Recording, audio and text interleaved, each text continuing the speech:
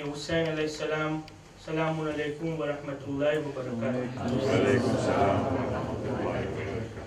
માહે મુહર્રમ 1438ની ચાંદ દામનમાં ગમે હુસૈનની સદાથી હક્કાનિયતનો પૈગામ આલમે ઇન્સાનિયતને આપી રહ્યો છે. 2016ની આલમમાં આઝાદારી ઉપર ફિક્ર કરવાવાળા ભલે ફિક્ર કરતા હોય, પણ હકીકત એ છે કે આજ દુનિયાની હર જગામાં યા હુસૈનની ગમનાક આવાજ ઉઠી રહી છે. અને ઝાકિરે અહલે બેત શુક્રો તે કરી દુનિયાભરમાં પહોંચી મઝલુમિયત હુસૈન બયાન કરે છે. અલ્લાહનો શુક્ર છે કે આપણને સગવડોની સાથે આઝાદારી બરપા કરવાનો શરફ હાસિલ થયો છે. આ નેમત આપણે કદી છોડીએ નહીં, એટલા માટે કે આઝાદારી આપણી જિંદગીની રૂહ છે. પરવરદિગારના શુક્ર છે કે આપણા મુલ્કમાં આઝાદારી મનાવવાની કોઈ પાબંદી નથી. માટે માહે અઝાના દિવસો દરમિયાન આપણે મારિફત અને એહતરામની સાથે એક થઈને જનાબે સૈયદા સલામુલ્લાહ અલૈહા ને તેમના લાલનો પુરસો આપીએ. આઝાદારી બારામાં ચર્ચાઓ, આઝાદારી ઘટાડવાના વિચારો, આઝાદારી બારામાં નવી વાતો ફેલાવી, કરબલાના અહેવાલમાં શંકાઓ પેદા કરવી, આવી કોશિશોને આપણે ટક્કર મારીએ. આપણી હરેક ખ્વાહિશો એક તરફ મૂકી ફકત ઇમામ હુસૈન અલૈહિસ સલામ માટે આ 12 દિવસો ફરશે અઝાની આબાદી માટે કુરબાન કરીએ અને આઝાદારીના હરેક કાર્યને એહતરામને ખુલૂસની સાથે અંજામ આપીએ. હરેક જમાતો પાસે નમ્ર ગુજારિશ કરીએ છીએ કે આઝાદારી મનાવવા માટે સગવડો પેશ કરે અને સમજદારી તેમ જિમ્મેદારીની સાથે પ્રોગ્રામ જારી રાખે. યુનિયનના પ્રમુખ સાહેબ અમીનભાઈ નાસર અને સમસ્ત કમિટીને ખાતરી છે કે ઇન્શાલ્લાહ રેયુનિયન ખાતે આઝાદારી મારિફતની સાથે મનાવવામાં આવશે અને આઝાદારો હર રાત હાજરી આપી અને હકની સાથે નિભાવશે. શાંતિ, એક્યતા, ખુલૂસ, એહતરામ અને ગમનાક દિલથી જરૂર ભાઈઓ, મા બહેનો, યુવાનો અને બચ્ચાઓ આઝાદારીના પરચમને રેયુનિયન ખાતે બુલંદ કરશે. નમાઝ, નિયાઝ, મરસિયા, સબીલ, મજાલિસ, માતમ અને જુલુસમાં ભાગ લઈને આપણી જમાતોમાં આમંત્રિતો આ મુજબ પધારેલ છે. સાંજની મહેફિલ મકામી માસુમીન અલૈહિસ સલામ ખાતે સૈયદ જાન અલી શાહ કાઝમી, મુલિયાણીમાં નીલમ વકીલ. સેમ્પલ મહેફિલ ઇમામ અલી અલૈહિસ સલામ ખાતે શેખ અલી હૈદર ફરિશ્તા, મુલિયાણી સાહેબા બશીરા બાનુ વઝીર તેમજ નવહા ખાન રઝા હૈદર. 57 મહેફિલ મુર્તુઝા અલૈહિસ સલામ ખાતે શેખ રાશિદ, મુલિયાણી સાહેબા શાઇસ્તા કમદર. અમો શુક્રિયા અદા કરે છે કે સર્વે આમંત્રિતોનો કે જમાતના આમંત્રણને માન આપી સફર તય કરી ઝિક્રે હુસૈનથી ફરશે અઝાને નૂર આપશે. આખિરમાં દુઆ છે કે પરવરદિગાર હરેક આઝાદારને સલામત અને આબાદ રાખે. દુનિયાભરમાં શિયાઓ આઝાદારી ઇત્મીનાનથી મનાવી શકે અને મઝારાતો હિફાઝતોમાં રહે. લાયામીન. વસલામુ અલૈકુમ વરહમતુલ્લાહિ વબરકાતુહ. યુનિયનના પ્રમુખ સાહેબ અમીનભાઈ નાસર પર મોહમ્મદ વાલે મોહમ્મદ સલાવત.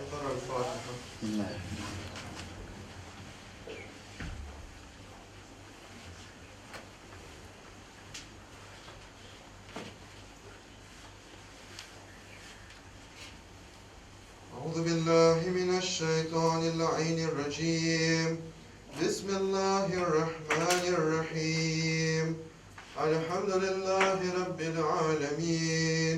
اللهم صل وسلم وزد وبارك على صاحب دعوة النبوية والثورة الحيدرية والعصمة الفاطمية والحلم الحسنية والشجاعة الحسينية والعبادة السجادية والمعاثر الواقرية والعسل الجعفرية والعلوم القاذمية والحجج الرذوية والجود التقوية والنقاوة النقوية والهيبة العسكرية والغيبة الإلهية يا قائم بالحق يا صاحب العصر والزمان اللهم صل على محمد وآل محمد.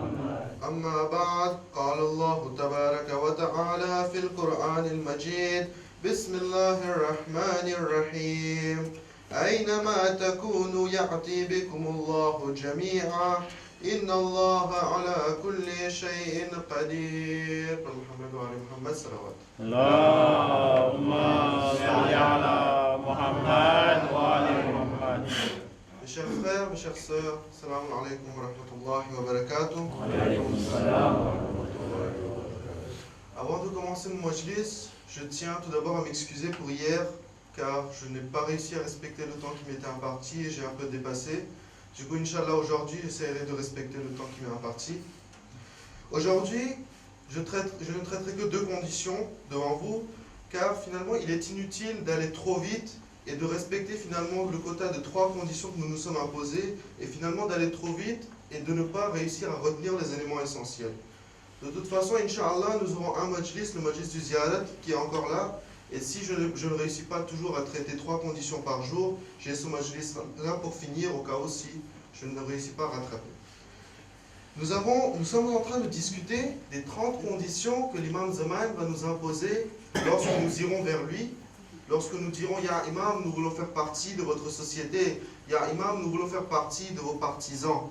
Sur la base du verset numéro 148 du Surah Baqarah, où Allah subhanahu wa ta'ala dit Aynama takunu, où que vous soyez sur terre, que vous soyez sur la mer, que vous soyez sur l'air, que vous soyez même pas sur terre, que vous soyez sur une autre planète, où que vous soyez, ya'ti bikumullahu jami'a, Allah vous ramènera tous vers lui.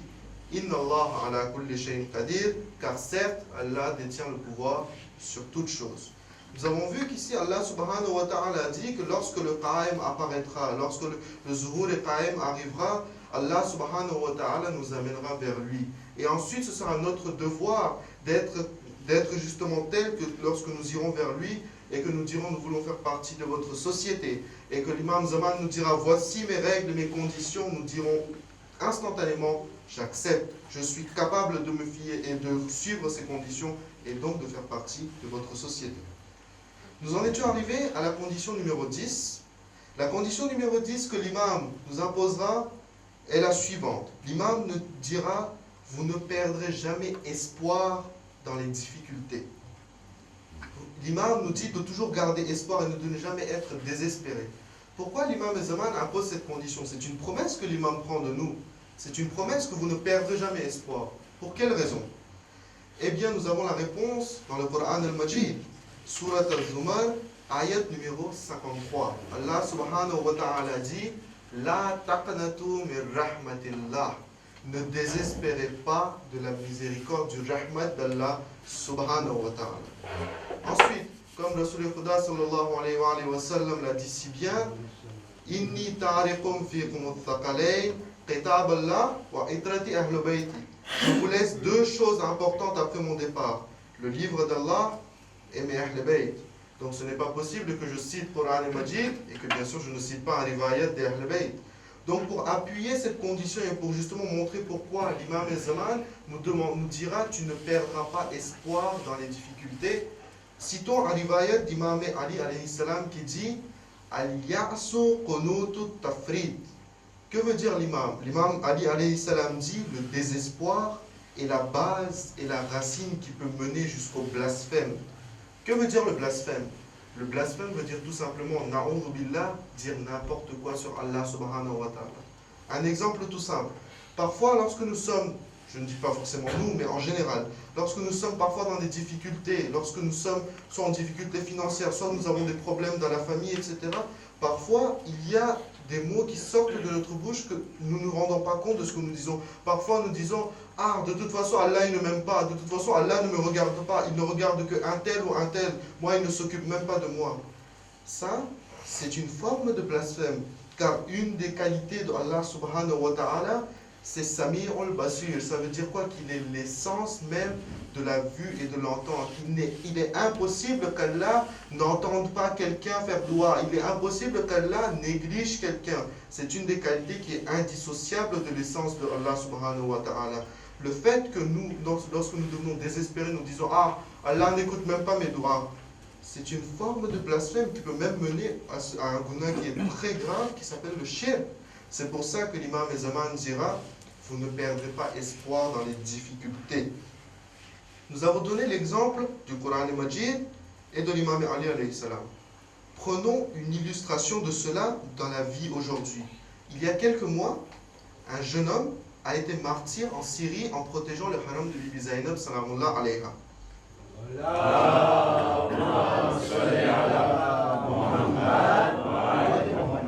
Ce jeune homme avait déjà écrit une lettre à l'intention de sa mère et avait dit que si je meurs, envoyez cette lettre à ma mère.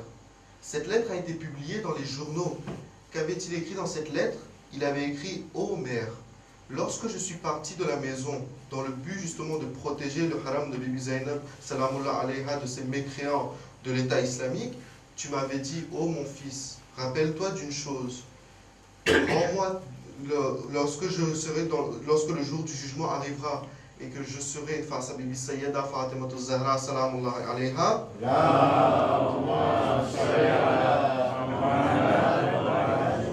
fais en sorte que je sois digne de me tenir devant Sayyida Fatima Zahra salamullah alayha. » C'est une mère, son fils part au combat, elle sait très bien que mon fils a toutes les chances de mourir et d'être martyr au combat. Elle dit, fais en sorte que je sois digne d'être en face de Sayyida Fatima Zahra, que je ne sois pas la tête baissée devant elle. Ensuite, son fils lui écrit, ô mère, si tu as reçu cette lettre, cela veut dire que j'ai été martyr et que je ne suis aujourd'hui plus de ce monde. Ô mère, ne te lamente pas, ne pleure pas, mais sois heureuse, car je suis mort dans la voie de l'imam et je suis mort pour protéger le roseau, le haram de la fille de Sayyida Fatima Zahra, Jinab Zainab salamullah alayha.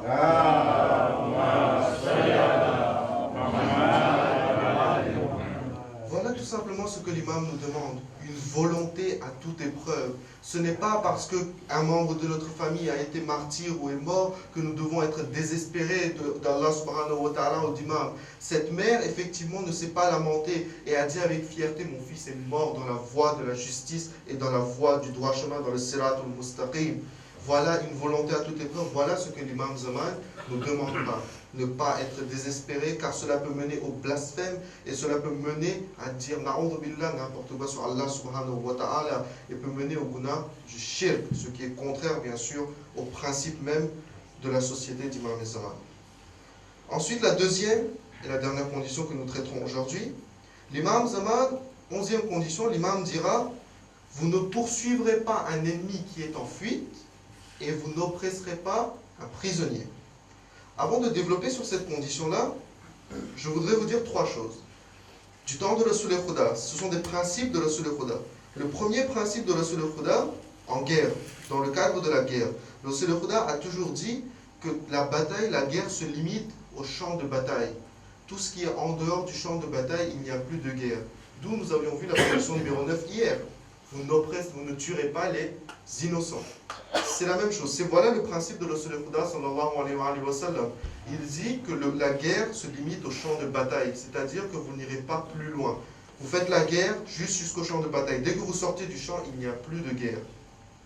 Deuxième principe de Rasul al-Khuda sallallahu alayhi wa sallam,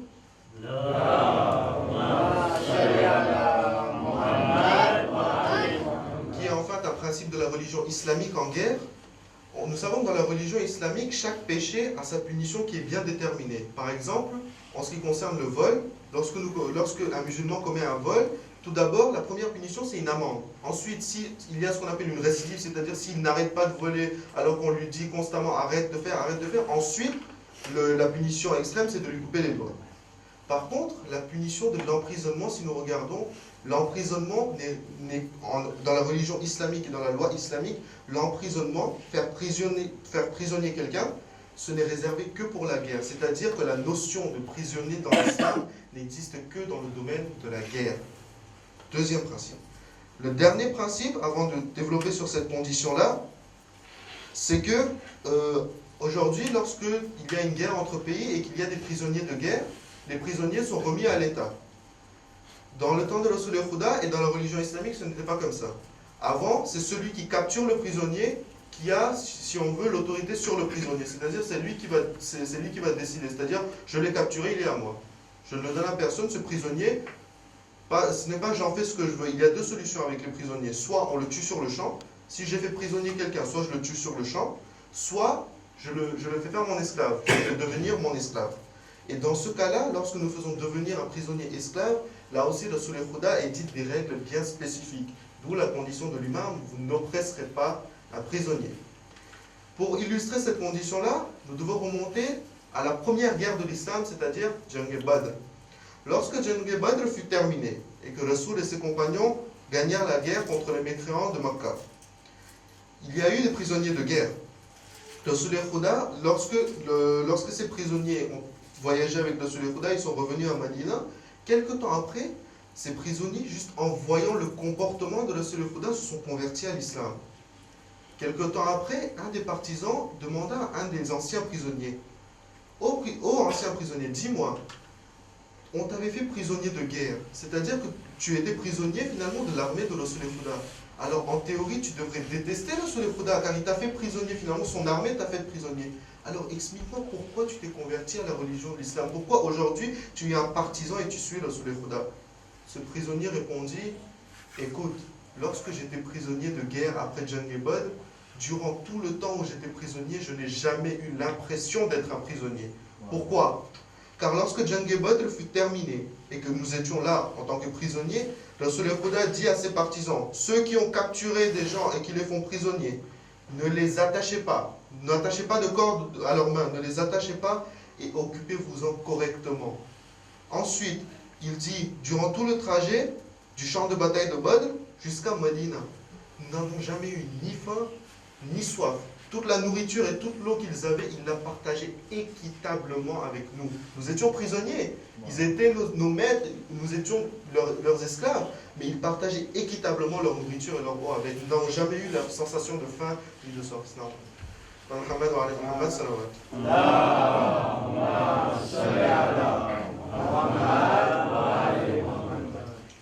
Ensuite, cela ne s'arrête pas là. Lorsque l'ancien prisonnier dit, lorsque nous arrivâmes à Madina, le Rasul al-Huda dit, écoutez-moi bien, ceux qui ont les prisonniers, tant que vous ne les libérez pas, ou bien tant que ces esclaves-là, ces prisonniers-là ne trouvent pas du travail, ces prisonniers-là sont vos invités. Il a dit à chaque musulman, la nourriture que vous cuisinez chez vous, 50% de la nourriture vous gardez pour vous, et 50% de cette nourriture doit arriver jusqu'à ces prisonniers-là. Voilà le principe de l'humanité de Rasul al-Huda. Ce sont des prisonniers de guerre. Encore plus, ce ne sont pas des musulmans. Ils étaient mécréants encore, ils étaient kafirs. Mais voilà la bonté et le principe d'humanité de Rasul al-Huda sallallahu alayhi wa sallam.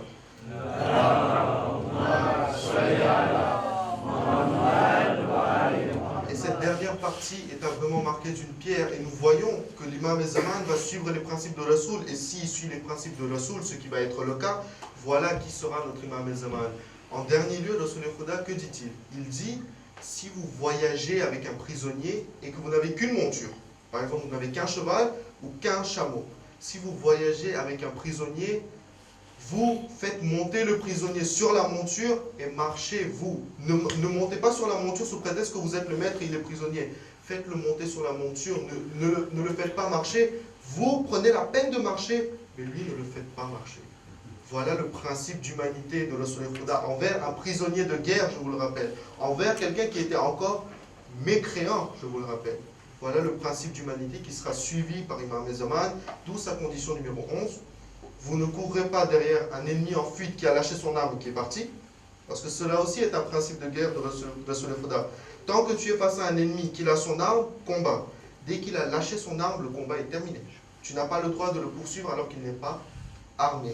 Voilà le principe donc de Rasul al-Huda sallallahu alayhi wa sallam qui sera suivi par notre imam Zaman, ajalallahu ta'ala farajahu sharif. Donc pour terminer mon majlis, cette troisième condition que j'avais prévue pour aujourd'hui, Inch'Allah, je vous la dirai demain avec deux autres conditions. Donc pour terminer mon majlis, bien sûr, toujours le hadith de Imam Zaman Ajjallahu Ta'ala Farajahu Sharif. Aujourd'hui, le hadith que je vais vous présenter est tiré de Bihar al-Anvar, volume 53, page 175. L'Imam Zaman nous dit: nous sommes informés de tous vos actes et rien ne nous est caché. L'Imam Zaman montre son ilm al-ghayb, que vous ne pourrez pas nous mentir en nous disant: ah non, nous n'avons pas fait ça. L'Imam Zaman, dès qu'il nous verra, il sait très bien ce que nous avons fait, ce que nous n'avons pas fait, ce que nous avons fait de bien, ce que nous avons fait de mal. Mais cela ne l'empêchera pas de nous accepter, même si nous avons fait des gunas. Nous avons déjà débattu sur cela. Inch'Allah, je vous présenterai la suite demain. Bismillahirrahmanirrahim. Innama yuridullahu liyudhhiba ankum ar-rijsa ahla al-bayt wa yutahhirakum tathira.